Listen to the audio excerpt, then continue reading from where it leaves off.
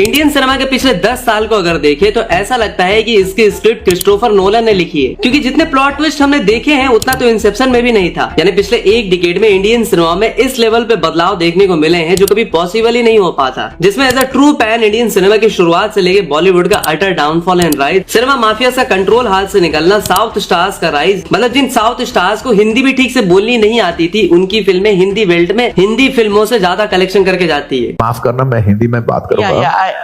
मेरा हिंदी अच्छा नहीं है, फिर भी मैं कोशिश करूंगा। बॉलीवुड को देख के ऐसा लगता है कि पिछले कुछ सालों से वो उन रिश्तेदारों की तरह हो गया है जो शादी में ओवर एक्टिंग करते हैं पर कोई भाव नहीं देता। सिनेमा माफिया ऐसे गायब हुए जैसे उधार लेके भागा हुआ दोस्त। एक तरफ बॉलीवुड का डाउनफॉल तो आया, लेकिन दूसरी तरफ पठान जवान ने दिखा दिया कि खान साहब भी रिटायरमेंट होम नहीं जाने वाले। पर हाँ, स्टार पावर की डेफिनेशन अब पूरी तरह से बदल गई। जिन स्टार्स को हमने बचपन में गोल्ड माइन टेलीफिल्म्स और डैशिंग डिगर वाला या खतरनाक खिलाड़ी जैसे अजीब टाइटल्स के साथ देखा, आज के टाइम पे वो बॉक्स ऑफिस हिला रहे हैं। प्रभास जूनियर, एनटीआर, रामचरण, इन्होंने एंट्री तो ऐसी मारी कि लगा बॉलीवुड का शटर गिरा देंगे। बट प्रॉब्लम वही कि एक बाहुबली RRR देने के बाद इनका ग्राफ थोड़ा कंफ्यूज जरूर हुआ। कभी VFX ने धोखा दे दिया तो कभी script out of the delivery area निकल गई। मतलब मास स्टार्स में खान की जगह ऑडियंस ने यश, प्रभास, अल्लू अर्जुन, रामचरण, ऋषभ शेट्टी से लेके जूनियर NTR, इन लोगों ने भी अपना नाम दर्ज करवाया। लेकिन जैसा कि मैंने कहा कि साउथ में काफी लोगों ने एक बड़ी हिट देने के बाद दोबारा वैसा भौकाल नहीं बना पाए जिसमें प्रभास से लेके जूनियर NTR, रामचरण सबका नाम आया। बट इनमें से सबसे चालाकी से मूव लेते हुए कोई दिखा तो वो थे the icon star Allu Arjun. Rakul Preet Singh अपने पुराने इंटरव्यू में बताती हैं कि अल्लू अर्जुन ने सालों पहले प्रिडिक्ट कर लिया था कि नॉर्थ साउथ का बैरियर टूटने वाला है। जब बाकी लोग लोकल मार्केट में बिजी थे, यह बंदा इंटरनेशनल खिलाड़ी बनाने की प्लानिंग कर रहा था।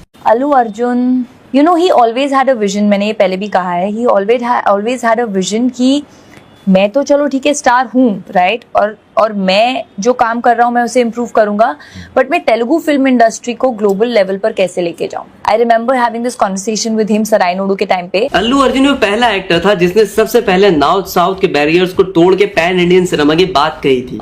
I want to be very authentic.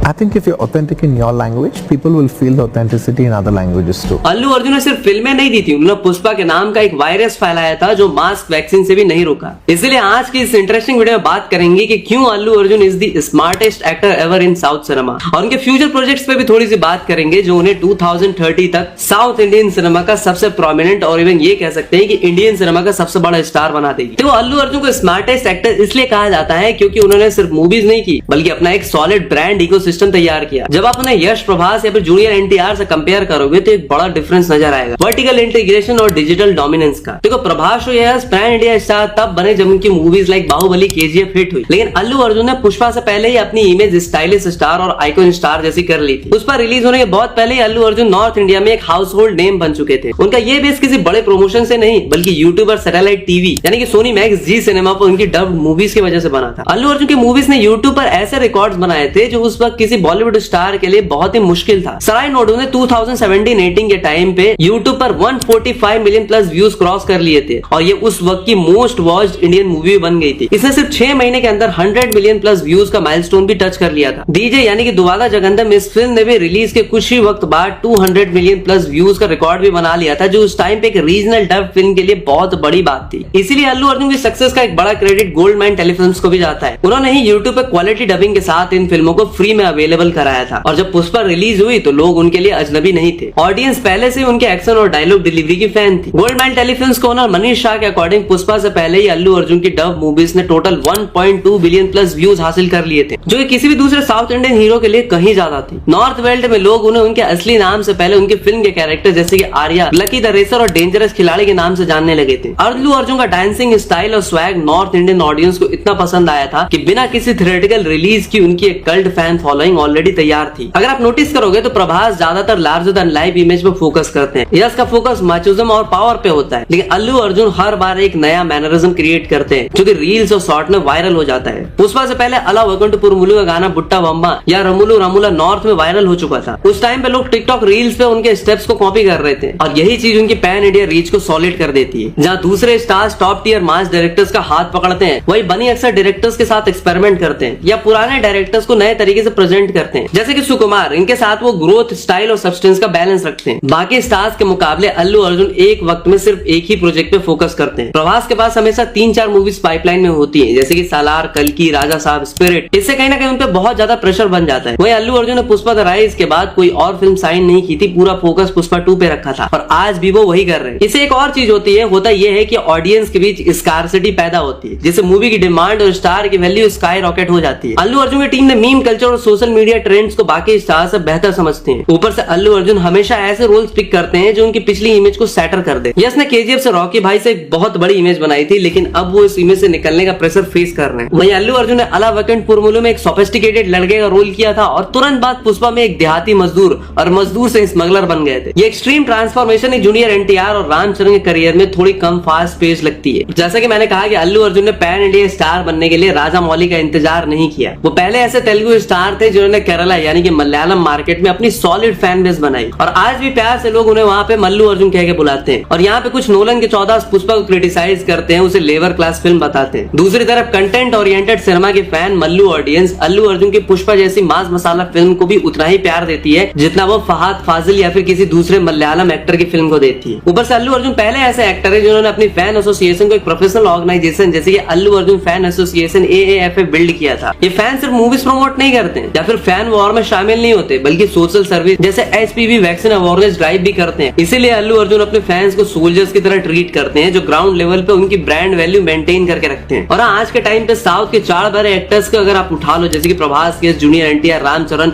Allu Arjun, तो अल्लू अर्जुन को छोड़ के इनमें से बाकी किसी को भी आज तक नेशनल अवार्ड नहीं मिला। बट अल्लू अर्जुन पहले ऐसे तेलुगु एक्टर हैं जिनको 2021 में पुष्पा द राइज के लिए national award for best actor भी जीता। और भाई SRK को 33 इयर्स के फिल्मी करियर में नेशनल अवार्ड जवान जैसी फिल्म के लिए मिलता है, जिसे लोगों ने साफ साफ झोल बता दिया था। बट बाद में लोग शांत हो गए थे क्योंकि ये अवार्ड जवान के लिए नहीं बल्कि स्वदेश के लिए ही था। क्योंकि आशुतोष गोवारिकर जिन्होंने SRK के साथ स्वदेश बनाई थी, he was the chairperson of the jury for 71st national film award. और ब्रांड वैल्यू और मार्केटिंग से याद आया कि अल्लू अर्जुन की मार्केटिंग टीम बहुत ही एग्रेसिव है। झुकेगा नहीं साला यानी कि थगे दिल्ली जैसे कैच फ्रेजेस को भी फिल्म से पहले ही ब्रांड बना देते हैं। जूनियर एनटीआर और रामचरण अक्सर लेगेसी और सॉलिड एक्टिंग पे डिपेंड करते हैं। अल्लू अर्जुन एक्टिंग के साथ साथ पैकेजिंग पे भी बहुत मेहनत करते हैं। उनका ड्रेसिंग सेंस और डांस लुक्स उन्हें किड्स और यूथ में बहुत ही पॉपुलर बनाता है। तो अब बात करते हैं अल्लू अर्जुन के अपकमिंग प्रोजेक्ट्स। तो देखो, टू बी वेरी ऑनेस्ट, आज कंडीशन ऐसी है कि अल्लू अर्जुन के साथ इंडियन सिनेमा का मेरा मतलब हर इंडस्ट्री का एम्बिशियस बंदा काम करने को तैयार खड़ा है। यार अलग अलग इंडस्ट्री के डायरेक्टर्स ने 4-5 फिल्में ऑफर कर रखी है और यही फिल्म इंडियन सिनेमा का सबसे बड़ा सुपरस्टार भी बनाएंगी और इंडियन सिनेमा का बार भी हाई सेट करेंगी। इस लिस्ट की सबसे पहली फिल्म है तमिल तेलुगु सिनेमा का फेनोमेनल कोलैब। हाँ, मैं अल्लू एटली वाली AA22A6 की ही बात कर रहा हूँ। तो अल्लू अर्जुन और एटली का ये कोलैब फायर नहीं सीधा वोल्केनो लेके आ रहा है। अब तो इसको नाम भी मिल गया है एज़राका। और ये फिल्म नहीं दरअसल एक मैसिव साइंस फिक्शन थ्रिलर है जो पैन इंडिया नहीं सीधा पैन वर्ल्ड को टारगेट करेगी। मुंबई के VFX स्टूडियोज में शूटिंग ऐसे चल रही है जैसे कोई नासा का मिशन चल रहा हो। हॉलीवुड के बड़े बड़े सूरमा जैसे कि आयरन हेड स्टूडियोज, जेम्स मैडिगन इससे जुड़े हैं। स्क्रिप्ट सुनकर तो उनका भी सर घूमर घूमर करने लगा है। लेकिन अपने अर्जुनवा थोड़े जल्दी में है क्योंकि उन्हें जून 2026 तक पैकअप करके नए प्रोजेक्ट पे निकलना जो है। पर एटली ने बेबी जॉन भले डायरेक्ट ना की हो, पर डर तो उन्हें भी लग रहा है, इसलिए वो इस बार बिल्कुल भी रिस्क नहीं लेना चाह रहे। वो आराम से बिना जल्दी के एक परफेक्ट मास्टरपीस बनाना चाह रहे। और ऐसा कहा जा रहा है कि अल्लू अर्जुन इसमें 4 अलग रोल में दिखेंगे, बाप, दादा, पोता, सबका बदला एक ही फिल्म में लेंगे। फिल्म का बजट 800 करोड़ है, यानी कि रामायण के बाद सेकंड मोस्ट एक्सपेंसिव। इसमें multiverse, time travel, 4 Allu Arjun. Hollywood वाले भी परेशान है कि इंडियन डायरेक्टर कर क्या रहा है। बस दुआ करो कि 800 करोड़ स्क्रीन पे आग लगा दे। टारगेट तो दिसंबर 2026 या जनवरी 2027 ही है, पर VFX का काम देखते हुए ये समर 2027 तक भी खिंच सकती है। अगले प्रोजेक्ट की बात करें, देखो तेलुगु डायरेक्टर्स का बोलबाला तो है ही, लेकिन आज बात करेंगे उन डायरेक्टर्स की जो तमिल इंडस्ट्री से आके अल्लू अर्जुन पे कुछ ज्यादा ही मेहरबान हो रहे हैं। देखो बात ऐसी है कि तमिल इंडस्ट्री में थलापति विजय के बाद जैसे कोई माई का लाल बाप का पीले सुपरस्टार बचा ही नहीं है, इसीलिए सब भाग रहे हैं अल्लू अर्जुन की तरफ। पहले एटली और अब लोकेश कनगराज। लोकेश भाई ने तो अपनी LCO को भी साइड में रख दिया है। कैथी 2, बेंच, सब ऑनगोइंग प्रोजेक्ट्स को टाटा बाय बाय बोल के सबसे पहले आइकॉन स्टार अल्लू अर्जुन के साथ काम करने को तैयार है। और भाई AA23 और LK7 का अनाउंसमेंट भी हो चुका है। अल्लू अर्जुन और लोकेश कनगराज का ये कोलैब इंडियन सिनेमा का सबसे बड़ा इवेंट होगा। देखो टेक्निकली ये लोकेश की पहली मेजर तेलुगु फिल्म है। लोग बोल रहे हैं कि LCU जैसी यूनिवर्स को छोड़ के AA के साथ फिल्म करना जस्टिफाइड नहीं है, लेकिन जरा सोचो पुष्पा 2 के एक्स्ट्रा ऑर्डिनरी सक्सेस के बाद अल्लू अर्जुन को कितने ही ऑफर्स आए होंगे। इसमें उन्होंने लोकेश को ही चुना, मतलब स्क्रिप्ट में कुछ तो ऐसी बात होगी। ऊपर से लोकेश को भी एक true blue pan India star मिल गया है, इसलिए उन्होंने इसी को प्रायोरिटी दी। लेकिन मैं कहूंगा कि फिल्म नहीं बल्कि म्यूजिकल चेयर का गेम चल रहा है, क्योंकि AA23 असलियत में लोकेश का ड्रीम प्रोजेक्ट है, जिसका पहला नाम दिया गया था इरुम्बुकाई मायावी, जिसमें पहले सूर्या कास्ट किया जाता है, पर उनकी कंगवा पिट जाती है। फिर लोकेश कनिंगराज जैसे आमिर के पास ले जाते हैं। कूली के टाइम पे नरेशन की बातें भी चलती है।